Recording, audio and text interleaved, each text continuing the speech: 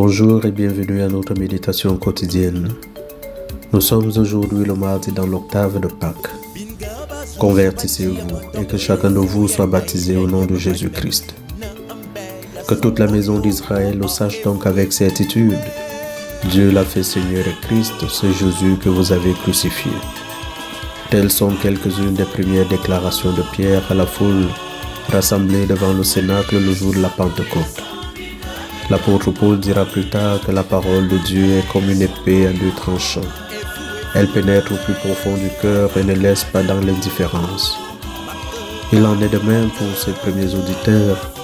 Ils ont été frappés au cœur par l'évangile de Pâques. Et ils ont posé à Pierre une question à la fois simple et fondamentale. Que devons-nous faire? La parole de Dieu provoque une histoire nouvelle, un nouveau pas dans la vie. La réponse de l'apôtre est tout aussi claire. Détournez-vous de cette génération tortueuse et vous serez sauvés.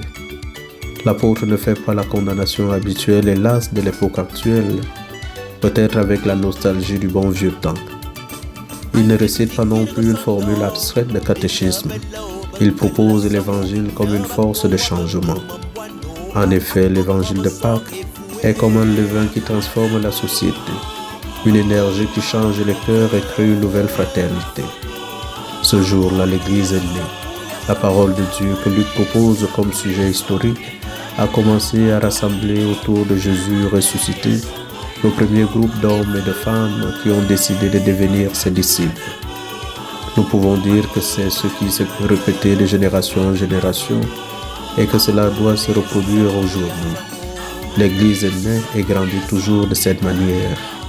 Ce n'est pas une réalité qui se perpétue comme une organisation de ce monde.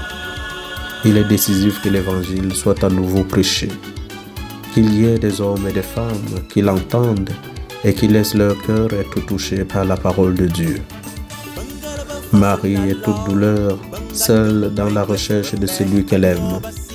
Avec des yeux myopes, elle répond aux deux anges vêtus de blanc comme à ceux qui ne s'intéressent pas à son désarroi. Le temps est nécessaire pour entrer dans le mystère de l'humanité du ressuscité. Le nouvel amour apporté par Jésus fait son chemin et il va s'étayer solidement en elle. Dieu veut sauver ses enfants avec leur aide et par leur amour les uns vers les autres. C'est en nous aimant et en nous entraidant que nous sommes délivrés du mal, que nous sommes protégés de la souffrance. Nous voulons que la volonté de Dieu soit faite dans ce nouvel amour qui se réalise en nous. Personne ne peut reconnaître Jésus ressuscité s'il n'est d'abord reconnu et appelé par lui. Chacun a un nom nouveau aux yeux de Dieu. Marie, je connais mes brebis et mes brebis me connaissent, dit Jésus.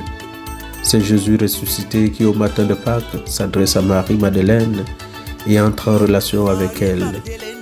Il est là aussi pour nous et il nous appelle par notre nom. La bonne nouvelle de Jésus transporte Marie dans le domaine de la foi au ressuscité. Ayant retrouvé son maître, elle est invitée par lui à l'accueillir dans la nuit de la foi. Marie-Madeleine s'est attachée à lui qui a été crucifié par amour pour nous. Elle le recherche au-delà de la mort, enseveli et disparu. La bonne nouvelle de la résurrection dépasse tout. Jésus, dans son mystère de résurrection, nous transporte dans le domaine de la foi. Le ressuscité est vivant, il est le vivant pour toujours. Marie-Madeleine entre dans la résurrection et la vie, en Jésus lui-même, le ressuscité, le vivant pour toujours.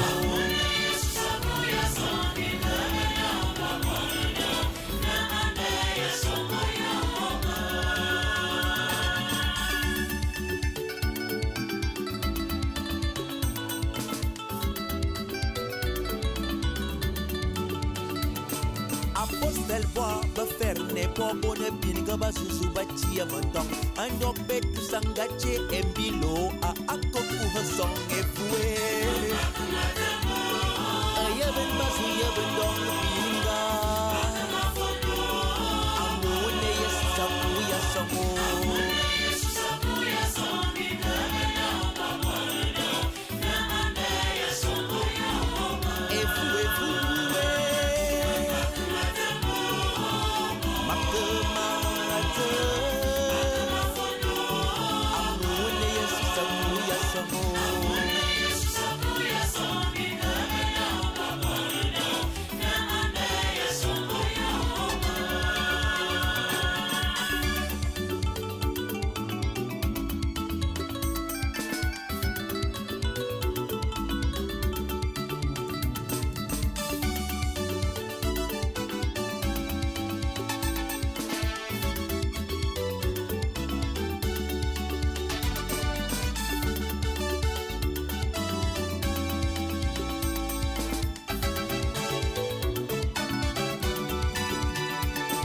Apo